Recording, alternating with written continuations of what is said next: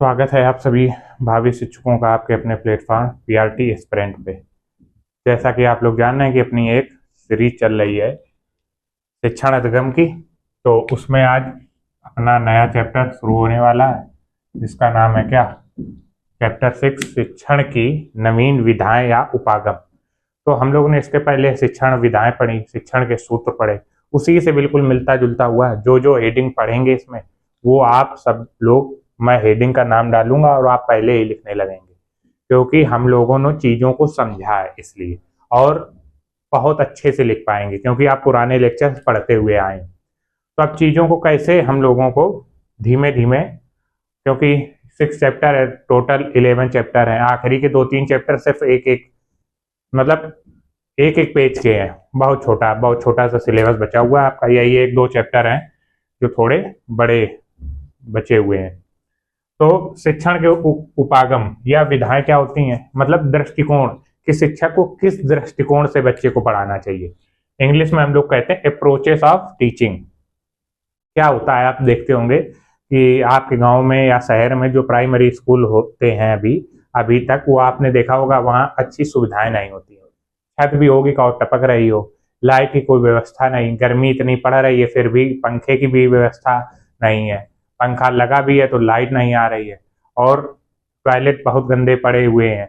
तो आप लोग देख रहे हैं कि रोज पेपरों में निकल रहा है कि लगातार जो सरकारी स्कूल के बच्चे हैं उसमें नामांकन में नए लड़के उसमें एडमिशन नहीं ले रहे हैं। क्यों नहीं ले रहे हैं? क्योंकि वहां पर कोई सुविधाएं ही नहीं है। जो पुराने टीचर थे, सभी टीचर्स नहीं, कुछ टीचर आपने देखा होगा इतना पान खाए बैठे रहते हैं। अरे यार तुम, लड़का आया, सर जी हमको ये बता दो, अभी बेटा बताएंगे, अभी बेटा तुम पढ़ा लिख लाओ दो का, समझ रहे हो। तो चीजों को, लड़कों को अच्छी तरीके से पढ़ा नहीं रहे हैं क्योंकि वो खुद इतने अच्छे तरीके से पढ़ के नहीं आए। तो हम लोग भावी शिक्षक हैं, इसलिए हम लोगों को ये सब चीजें नहीं करनी है। इसलिए हम लोग ये शिक्षण उपागम बनाए गए। पढ़ाई उनको भी गई लेकिन उन्होंने समझा नहीं है। हम लोग समझते हुए चलेंगे कि लड़कों को किस तरीके से पढ़ाना है। तो विधाएं या अप्रोच हमें किस तरीके से अप्रोच करनी है, किस तरीके से, क्या दृष्टिकोण हमारा होना चाहिए। तो इसमें पहले हम लिखेंगे, पहले प्राचीन समय में, पहले लिख दीजिए प्राचीन समय में शिक्षा शिक्षक केंद्रित थी।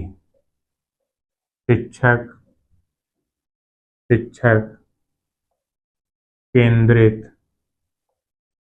थी। प्राचीन समय में शिक्षा क्या थी? शिक्षक केंद्रित थी। शिक्षक केंद्रित हम आप लोगों को बता चुके हैं कि जिसमें शिक्षक के अनुसार क्लास चले, शिक्षक का जो मन हो, जितना मन हो पढ़ाए और पढ़ा के चला जाए। लड़के उसको सुन रहे हैं कि नहीं सुन रहे हैं, लड़के सो रहे हैं कि एक्टिव है क्लास में, उसको कोई लेना देना नहीं, उसको अपना सिलेबस पढ़ा के निकल जाना है। तो वो कौन सी बात होती थी? शिक्षक केंद्रित। लेकिन अब क्या है? अब शिक्षा है बाल केंद्रित। तो इसके आगे लिखेंगे लेकिन लेकिन वर्तमान में वर्तमान में शिक्षा लेकिन वर्तमान में शिक्षा बाल केंद्रित बाल केंद्रित बाल केंद्रित है। बाल केंद्रित का मतलब क्या हुआ कि आप चीजें बच्चे की बौद्धिक क्षमता के अनुसार चलेंगी। बच्चा क्या क्या किस चीज में रुचि ले रहा है, बच्चे को कितना समझ में आ रहा है, उसका वो मेंटल लेवल है कि नहीं, कि आप ऐसे ही पढ़ाते चले जा रहे हैं। तो इसमें लिखिए कि अर्थात वर्तमान समय में वर्तमान समय में शिक्षा शिक्षा या कक्षा बच्चे की बौद्धिक क्षमता के अनुसार होती है। बच्चे की बौद्धिक क्षमता एवं रुचि के अनुसार होती है। बच्चे की बौद्धिक क्षमता, उसको आर्ट साइड में मन लगता है, आप उसको जबरदस्ती साइंस साइड दिला रहे हो, समझ रहे हैं। लेकिन आजकल ऐसा नहीं होता है। तो वर्तमान समय में शिक्षा बच्चे की बौद्धिक क्षमता व रुचि के अनुसार होती है।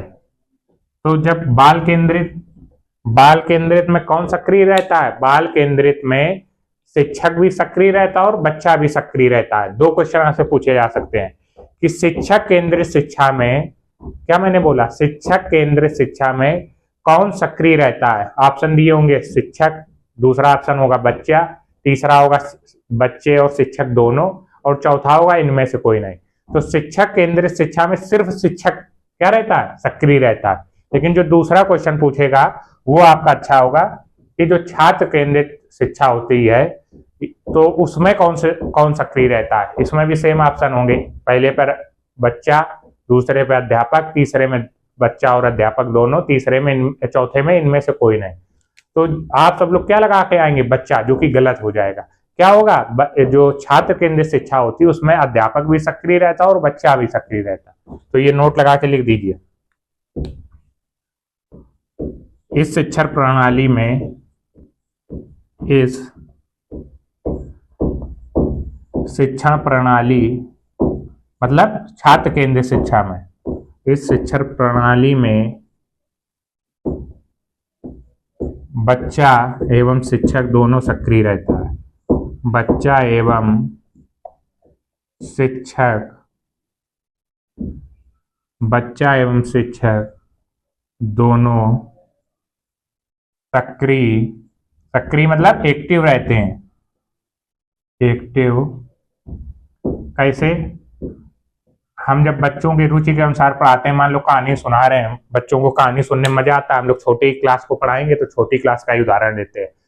तो आपने सोचा होगा कि जब शिक्षक पढ़ा रहा होता है तो वो तो एक्टिव है, लेकिन बच्चा ध्यान से सुनना होता है, तो वो क्वेश्चन भी बीच में कर देता है कि सर, अगर कोई भी कहानी मान लीजिए चोरी वाली हम लोग पढ़ रहे हैं वैसे, तो मान लीजिए वो कहेगा सर, अगर चोर चोरी ना करता तो फांसी नहीं दी जाती।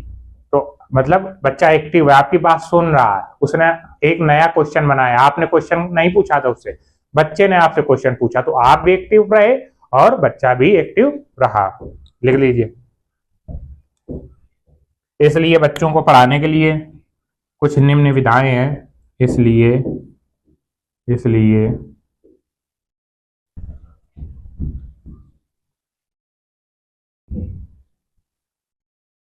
इसलिए बच्चों को पढ़ाने के लिए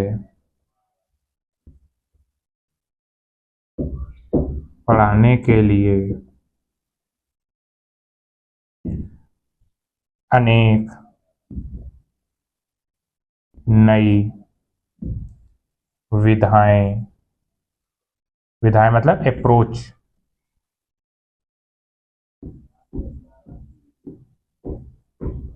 हैं जो निम्न है। इसको जल्दी से आप सभी लोग नोट कर लीजिए। फिर पहली विधा क्रियापरक शिक्षण, जिसको कहते हैं गतिविधि करके सीखना, जिसको हम लोग पढ़ चुके हैं, आप सभी लोग अब लिख लेंगे। जल्दी से इसको नोट कर लीजिए, जल्दी से इसको, मैं एक किनारे हूं, रोक के आप लोग नोट कर लेंगे। चलिए,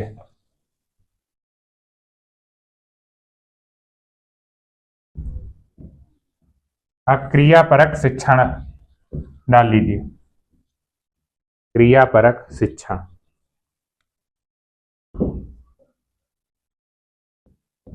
क्रिया परक शिक्षण, या इसी को क्या कहते हैं? क्रिया, आगे लिखा है ना, मतलब जब बच्चा करके सीखता, तो लिख दीजिए गतिविधि आधारित शिक्षण। गतिविधि आधारित शिक्षण, एक्टिविटी टीचिंग, एक्टिविटी टीचिंग,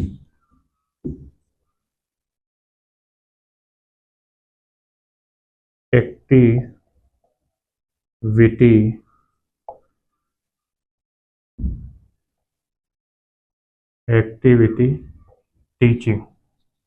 पहले डाल लीजिए क्रियापरक शिक्षण का अर्थ आप लोग क्या जानते हैं? क्रियापरक मतलब करके सीखना, तो ये जानते हैं, तो उसका अर्थ आप एग्जामिनर को भी बताइए।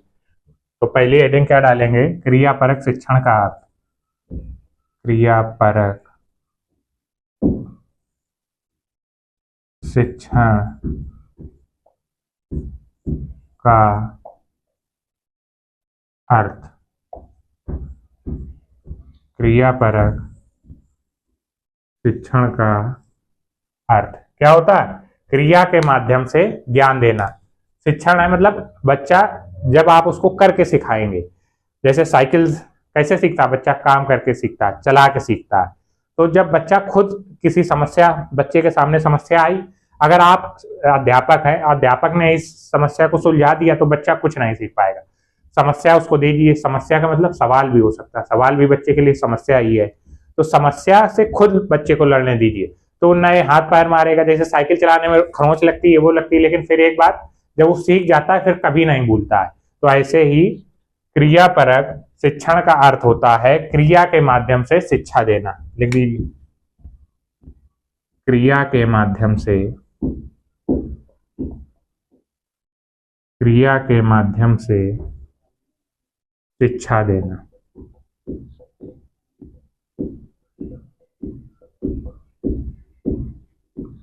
क्रिया के माध्यम से शिक्षा देना, इसमें लिख दीजिए। इसमें बच्चे क्रिया करके नई नई चीजों को सीखते हैं। इसमें बच्चे, इसमें बच्चे स्वयं क्रिया करके, स्वयं क्रिया करके नई नई नई नई चीजों को सीखते हैं। और आप कहोगे सर, जब बच्चे जैसे साइकिल का उदाहरण लें, तो साइकिल सीखते हैं, तो हम लोग जानते हैं एक स्वस्थ शरीर में स्वस्थ मन का निवास करता है।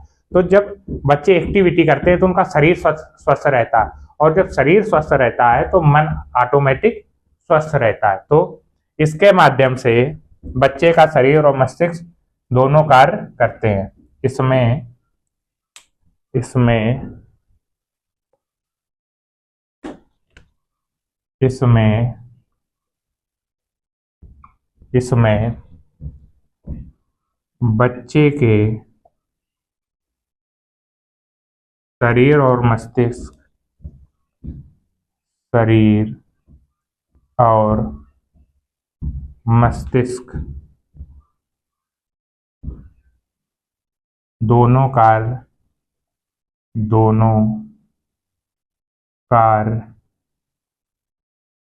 करते हैं, और दोनों स्वस्थ भी रहते हैं, और दोनों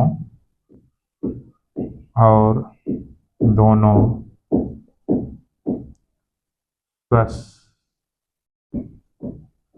और दोनों स्वस्थ भी रहते हैं। इसको भी जल्दी से आप लोग नोट कर लीजिए।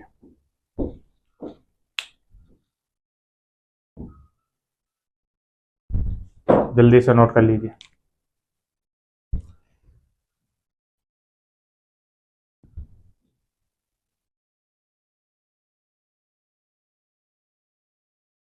चलिए फिर इसी के आगे लिखेंगे।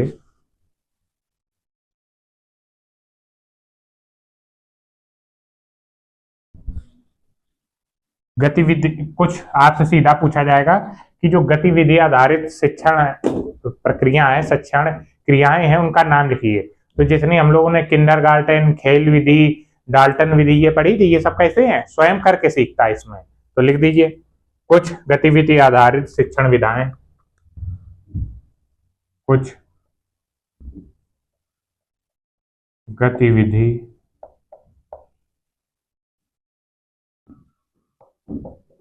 आधारित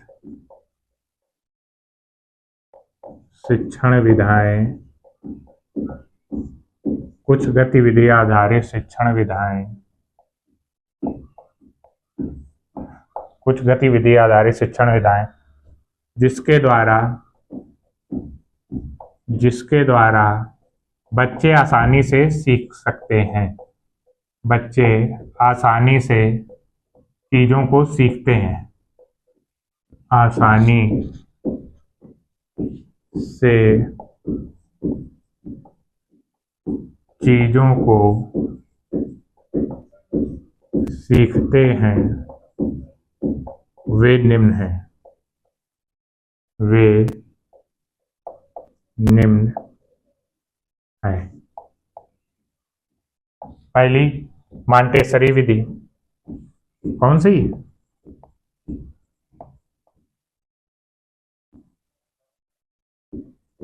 इसके जनक आप लोग बताएंगे।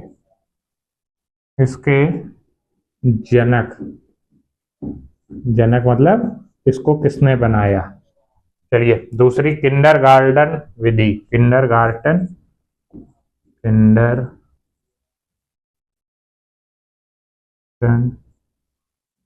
विधि, इसके भी जनक मैं यहाँ लिख रहा हूँ। जनक मैं बता चुका हूँ सबको। जो इस क्लास से जुड़े हो वो प्रीवियस क्लासेस देख के आए पहले, और इसके जनक आप बताएंगे। फिर प्रोजेक्ट विधि। प्रोजेक्ट विधि, प्रोजेक्ट विधि। फिर डाल्टन विधि। फिर डाल्टन विधि के जनक आप बताइए। और लास्ट बताइए खेल विधि। लास्ट है खेल विधि। आप बताइए मॉन्टेसरी विधि के कौन थे जनक? Doctor Maria Montessori. लिख लो, फिर लिखे दे रहा हूं। Doctor Maria Montessori. Doctor Maria Montessori. Kindergarten विधि हमने रिलेट करना बताया था। गार्डन, गार्डन में किसका पेड़ लगा हुआ? बेल का। तो क्या होगा? Frederick Froebel. फ्रेडरिक नहीं आएगा आपके कभी, फ्रॉबेल नाम आएगा। क्या आएगा? इसके जो बाद वाला नाम होता है वो पूछा जाता है। क्या है? फ्रोबेल। कौन सी बेल? फ्रोबेल। अब प्रोजेक्ट विधि के हमने बताया था। प्रोजेक्ट विधि के जॉन ड्यूई या उनके शिष्य किलपैट्रिक, किसी ने प्रोजेक्ट करके मारा जाता। जैसे आपने साउथ की फिल्मों में देखा होगा कि जब किसी के बंदूक से निशाना लगा रहे होते थे तो प्रोजेक्ट ऐसा बना देते थे उसके ऊपर ऐसा, और फिर मारते थे। तो किलपैट्रिक, किल करने के लिए प्रोजेक्ट किया जा रहा। तो लिख दीजिए जॉन डीवी, जॉन ले ली, जॉन डीवी या किलपैट्रिक, इनके शिष्य थे। दोनों आ सकते हैं। किलपैट्रिक, जॉन डीवी या किलपैट्रिक।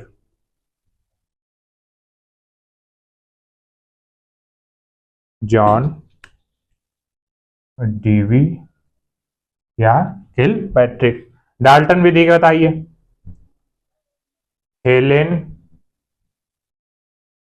Helen Parkhurst. क्या? Helen Parkhurst.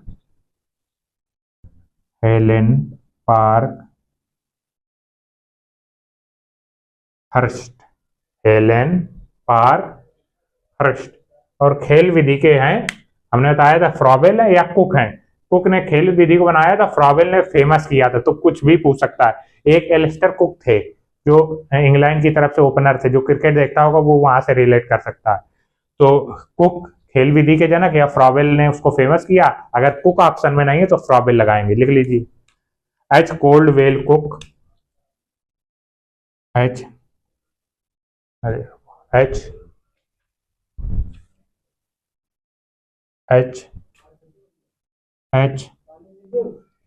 Cold well cook. H cold well cook या फ्रॉबेल।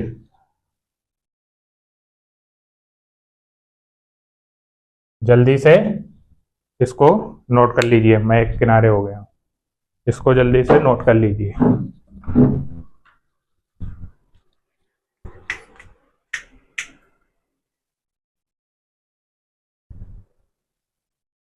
जल्दी से। I hope. अब क्रियापरक शिक्षण की विशेषताएं लिख लीजिए।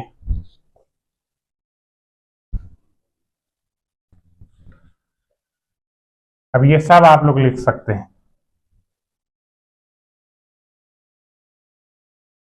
क्रियापरक शिक्षण की विशेषताएं। क्रियापरक शिक्षण की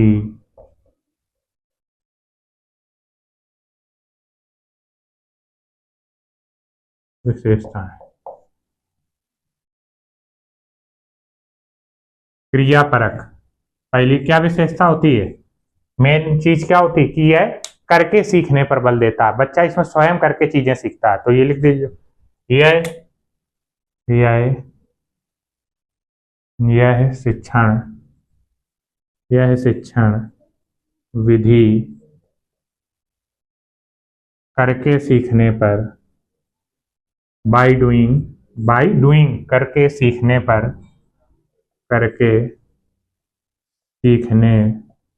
पर बल देती है। और जब बच्चा करके सीखता है तो मान लो क्रिकेट भी बच्चा खुद स्वयं खेलता है, साइकिल भी स्वयं चलाता है, तो इसमें बच्चे को थकान आ जाती है। आप लोगों को भी आई होगी। तो ये भी तो विशेषता है। सेकंड पॉइंट यह है इस प्रकार के शिक्षण विधि इस प्रकार की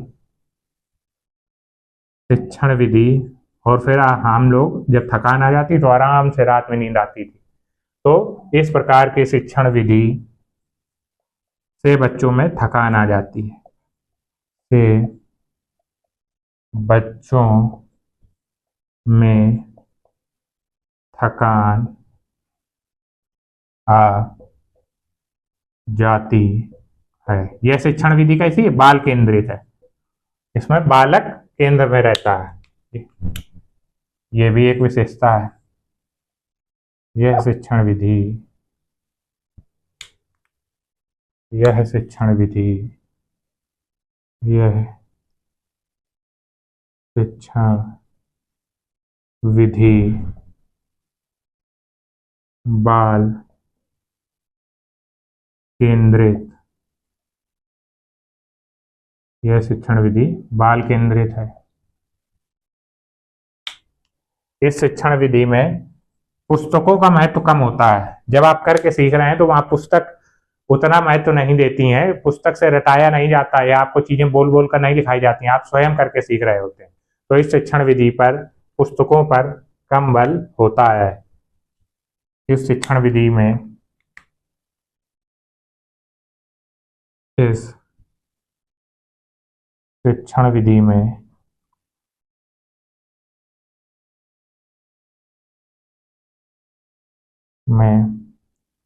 पुस्तकों का कम महत्व होता है। कम महत्व होता है। इसमें बच्चे अपने रुचि के इस शिक्षण विधि में बच्चों को अधिक रुचि आती है। लिख दो।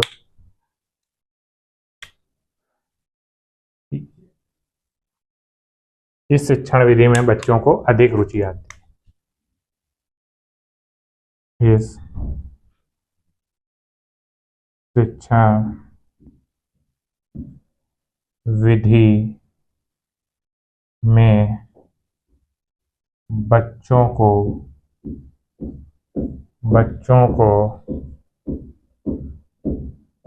अधिक रुचि आती है। इसको भी जल्दी से, ये आपकी हो गई क्रियापरक शिक्षण विधि। इसको जल्दी से नोट कर लीजिए आप सभी लोग।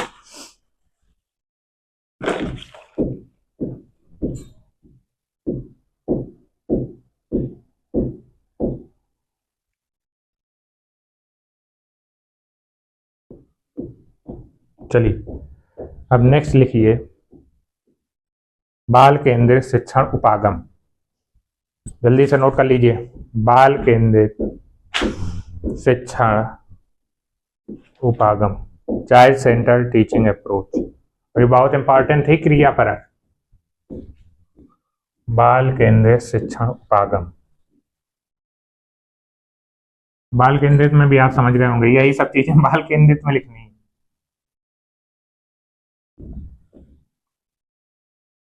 बताइए, रटना पड़ा रहा आपने?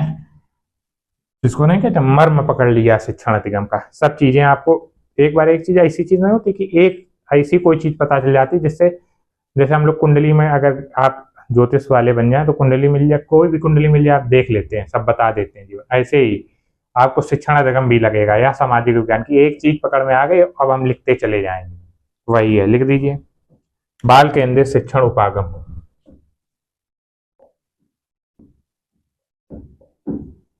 बाल केंद्रित शिक्षण उपागम, child centred teaching approach, child centred teaching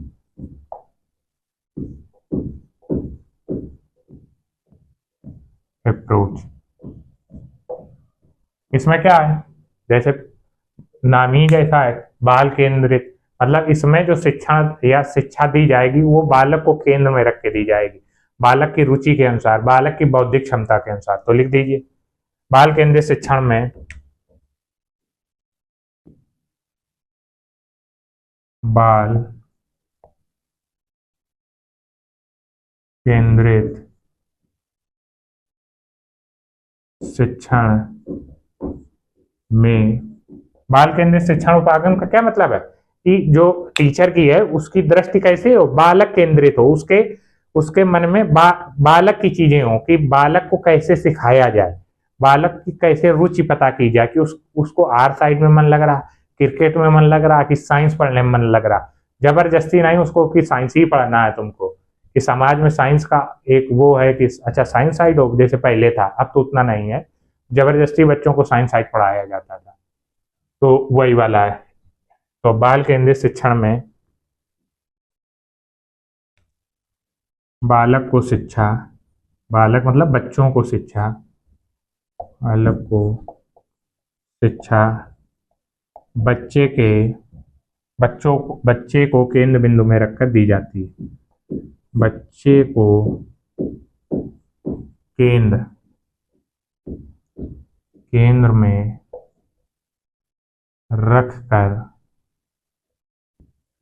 रखकर दी जाती है।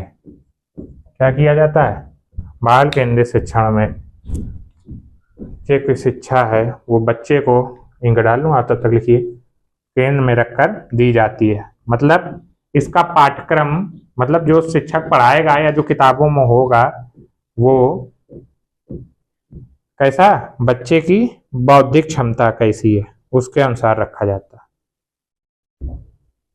ये नहीं कि जो टीचर का मन आ रहा वही पढ़ा रहे, क्लास 2 में उसको 6 का पढ़ा रहे हैं। आपने कुछ ऐसे भी टीचर देखे होंगे जो छोटे बच्चों को 6, 7, 8 की गणित लगवाया करते हैं, उसको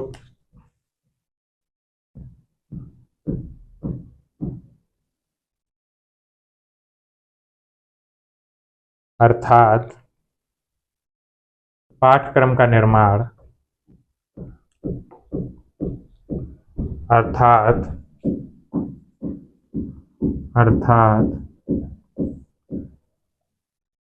पाठ्यक्रम का निर्माण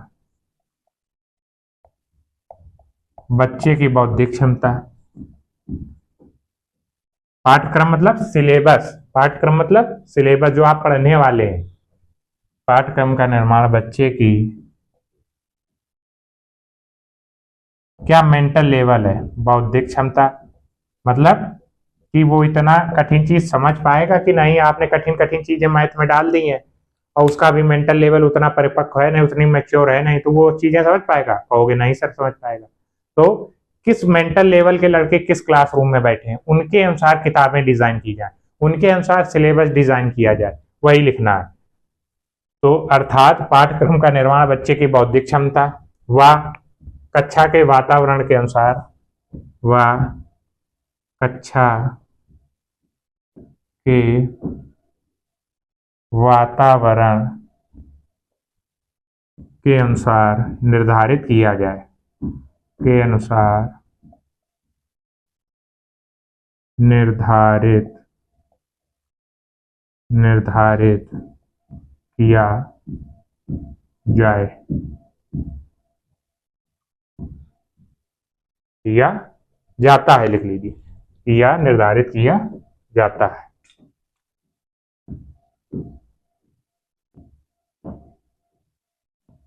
चलिए इसको अब लिख दीजिए, बाल केंद्रित शिक्षण की विशेषताएं। इसमें बताइए, वही सब लिख सकते हैं जो पुराने में लिखी थी। अब इसमें किसी को कोई रटना नहीं पड़ेगा।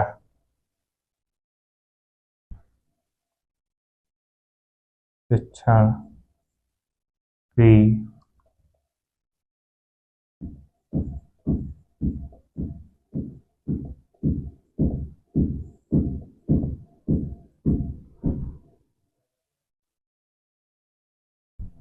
बाल केंद्रित में क्या होता है, बच्चे जब बाल केंद्रित शिक्षण होता है तो शिक्षक क्या करता है, कक्षा का वातावरण ऐसा बनाता है कि शिक्षक एक दोस्त के रूप में उनका होता है।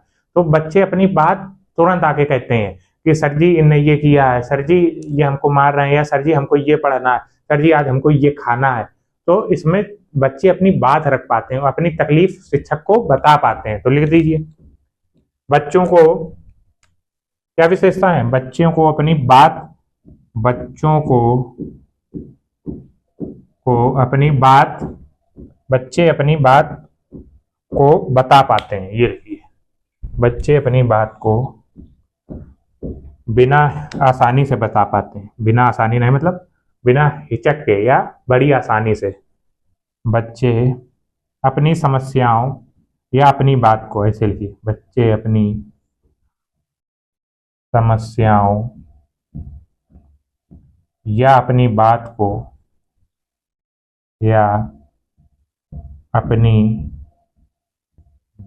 को बड़ी आसानी से साझा कर पाते हैं, बड़ी आसानी से साझा कर पाते हैं। और जब बच्चा केंद्र में है तो मतलब बच्चे के केंद्र में होने का क्या मतलब, कि बच्चों की रुचियों के अनुसार पढ़ाया जा रहा है। तो इसमें वही लिख दीजिए, इसमें बच्चे अधिक रुचि से सीखते हैं। इसमें बच्चे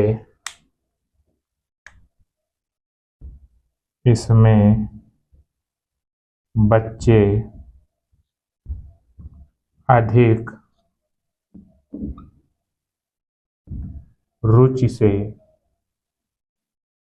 रुचि किसी लड़की का नाम नहीं है कि रुचि किसी लड़की से सीख रहा है, इंटरेस्ट से। पता है तुम लोग बहुत होशियार हो, बहुत होशियार हो, भाव भाव में इधर उधर हो जाते, सीखते हैं। और इससे बच्चों की सामाजिक, मानसिक एवं शारीरिक विकास होता है। लिख दीजिए, तीसरा पॉइंट करके यहाँ पर लिखे दे रहा हूं, तीसरा पॉइंट पूरा बना लेना। इस शिक्षण विधि से बच्चे का सर्वांगीण विकास होता है। इससे बच्चे का सर्वांगीण विकास होता है। सर्वांगीण विकास में सभी प्रकार के विकास आ जाते हैं, मतलब उसका मानसिक विकास भी होगा, शारीरिक विकास भी होगा, सामाजिक विकास भी होगा। और कितने बहुत सारे लिख सकते हैं। इसमें बच्चे सक्रिय रहते हैं, इसमें बच्चे ज्यादा प्रसन्न रहते हैं क्योंकि उनके ही अनुसार चीजें पढ़ाई जा रही हैं। तो बस कितने भी पॉइंट करके आप लोग लिख सकते हैं। एक किनारे हूँ, आप इसको नोट कर लीजिए रोक करके।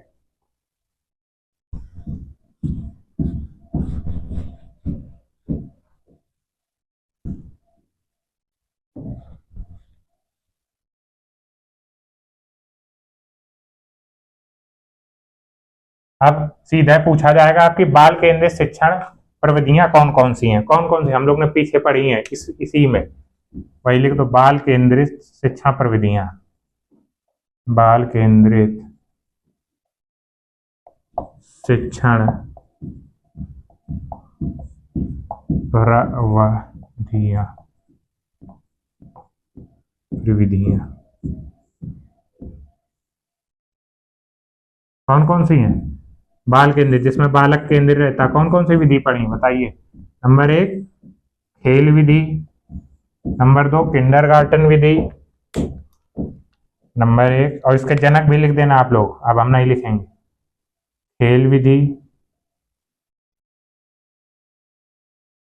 नंबर 2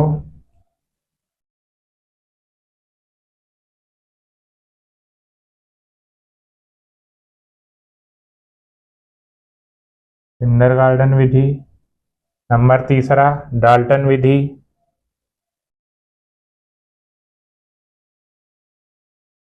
डाल्टन विधि, और नंबर 4 मांटेसरी विधि। नीचे इसके जनक आप लोग लिखेंगे, अभी पिछले में लिखा चुका हूं, जनक जनक इसके जनक और इसके मांटेसरी।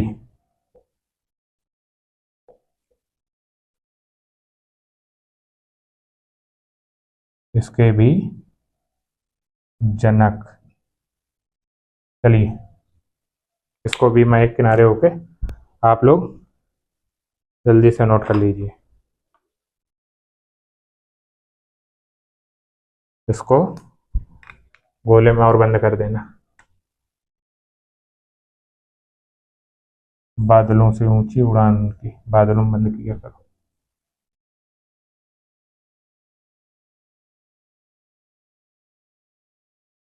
चलिए इसका बादल ठीक नहीं बना है, बादल भी यार सुंदर बना लिया करो।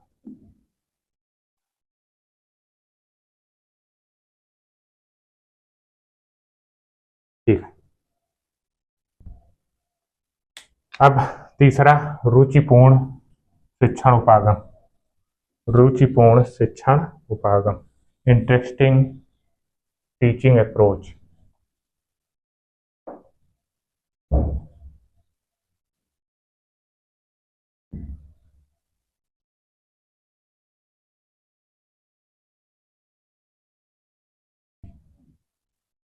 तीसरा नंबर बताइए। इसको लिखने से पहले आप बता पा रहे हैं, आप समझ गए होंगे कि सर अब आप यही कह रहे हो कि ये ना लिखाओ, ये हम लिख लेंगे, लेकिन हम तब भी लिखाई दे रहे हैं। रुचिपूर्ण शिक्षण उपागम, रुचिपूर्ण मतलब इंटरेस्टिंग टीचिंग अप्रोच।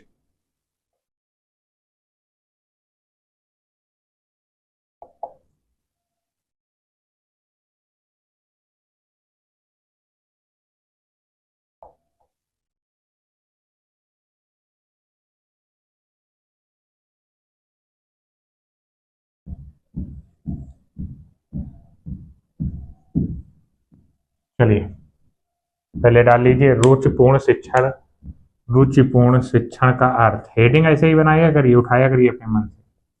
रुचिपूर्ण शिक्षण का अर्थ आप लोग जानते ही हैं, रुचिपूर्ण नाम से ही आ रहा है। शिक्षा मतलब पढ़ाना, मतलब बच्चों को उनकी रुचि के अनुसार पढ़ाना। लिख दीजिए। इसका अर्थ है, इसका अर्थ है बच्चों को उनकी रुचि के अनुसार शिक्षा देना। रुचि के अनुसार शिक्षा, उनकी रुचि के अनुसार शिक्षा देना। हम जैसे क्या, जैसे आपको वही एग्जाम्पल बार बार, बहुत इजी टॉपिक है, मैं बार बार वो एग्जाम्पल दे दे के थक गया हूँ और आप लोग सुन सुन के थक गए हो कि सर समझ गए। अब ना बताओ, गुरुजी पूरा आ गया, एक एक लिख लेंगे, लेकिन फिर भी सुन लो, सुन लो, सुन समझे। रुचिपूर्ण का मतलब है कि वही साइंस साइड आर्ट साइड, हम लोग के जमाने में यही कांटा बहुत ज्यादा लगा था, तो वही वाला हम लोग एग्जाम्पल लेंगे कि अगर बच्चे का मन आर्ट साइड में पढ़ने का है तो उससे जबरदस्ती नहीं, बेटा शर्मा जी का लड़का साइंस साइड लिए तो तुम्हें भले मैथ बिल्कुल ना आती हो, लेकिन तुम भी मैथ ही लोगे या साइंस साइड ही लोगे या बायो ही लोगे, तो वो चीजें नहीं करना। हो सकता है उसको आर्ट साइड में वो आगे चल के आईएएस वाईएएस बन जाए, फिर तुम कहोगे अरे यार, फिर तुम कहोगे बेटा तुम आर्ट साइड लो, लेकिन एक बार जब समय निकल जाता है तब वापस थोड़ी आता है। तो इसका अर्थ है बच्चों को उनकी रुचि के अनुसार शिक्षा देना। यह एक ऐसी शिक्षण व्यवस्था है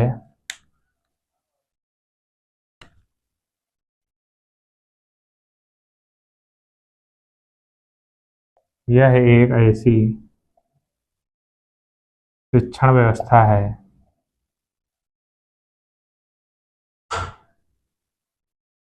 जो जो शिक्षण को जो शिक्षण को शिक्षण मतलब टीचिंग, पढ़ाने को रोचक एवं प्रभावी बना देता है।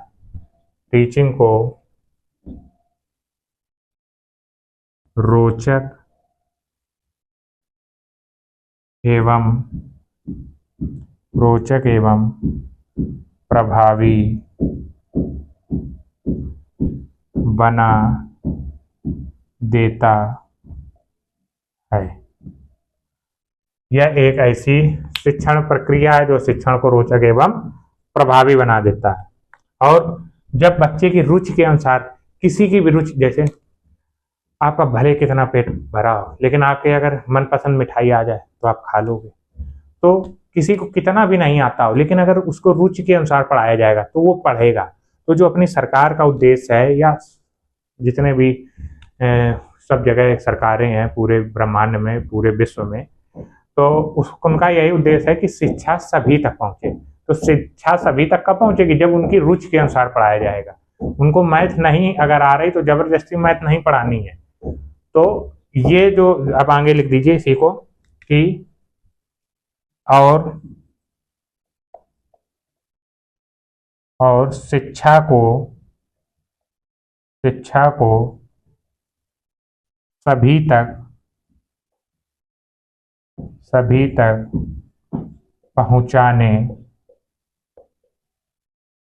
पहुंचाने के लक्ष्य को प्राप्त कराने में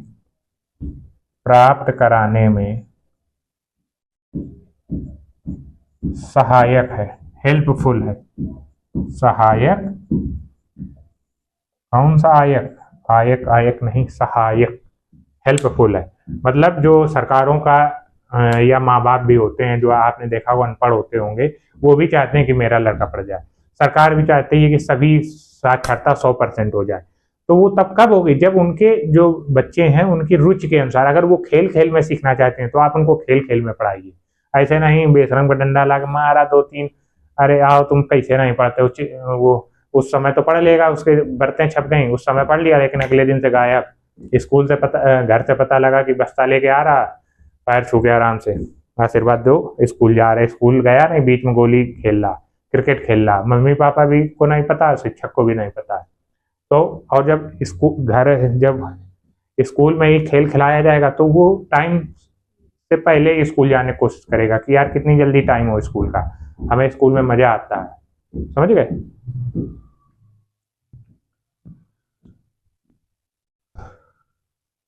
अब हेडिंग बना लीजिए, रुचिपूर्ण शिक्षण के उद्देश्य।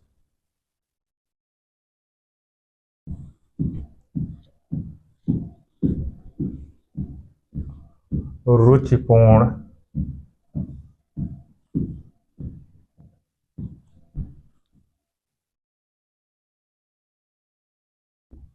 रुचिपूर्ण शिक्षण के उद्देश्य। रुचिपूर्ण शिक्षण के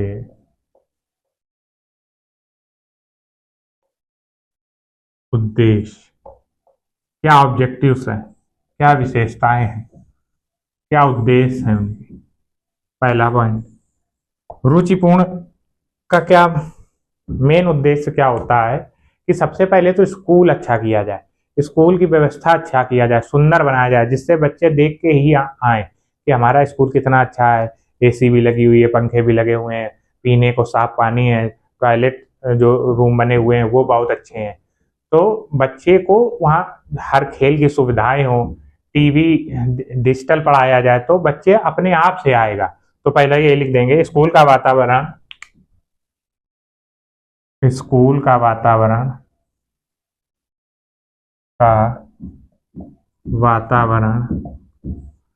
साफ, सुंदर मुंदर व आकर्षक हो। और रुचिपूर्ण क्या, रुचिपूर्ण शिक्षण का क्या उद्देश्य है? सभी को शिक्षा, लिख दो, सभी को शिक्षा प्राप्त हो, सभी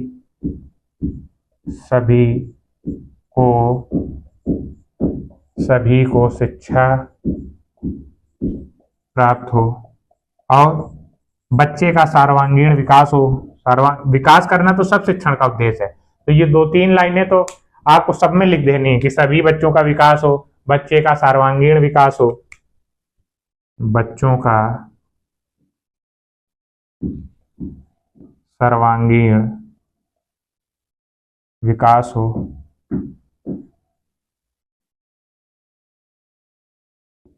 और बच्चों को प्रसन्न रखा जाए।